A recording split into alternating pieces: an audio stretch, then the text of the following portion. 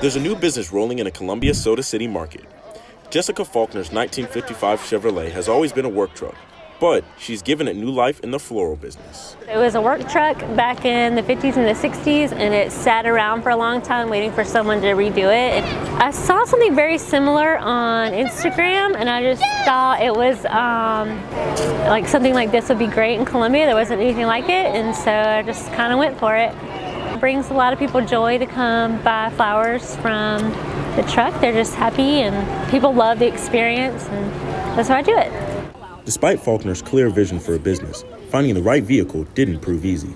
The truck, I found it in Oregon. It's a 1955 Chevy, and I found it online, and I just called them up and had it shipped down here, and it was very nerve-wracking, but it ended up really good. Though Faulkner loves her truck, she doesn't know how to drive stick shift. She brings her father along behind the wheel. And she doesn't know how to drive the truck. So I get to drive the truck for her. But I do get to spend all day with her too, so that's a great part. It has no power steering, no power brakes. It is a bear to drive.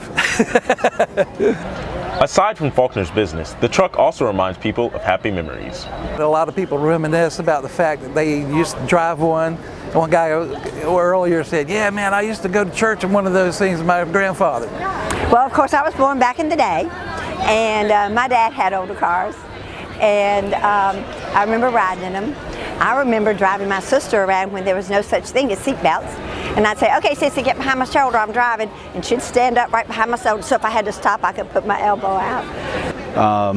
Very similar to 1954 that I had when I was a kid in high school, and still dream about getting one like it again someday. It's very heartwarming. Several people have cried remembering the good old days and stuff like that. So it's awesome to see it bring up those memories, something so simple, just a vehicle, you know.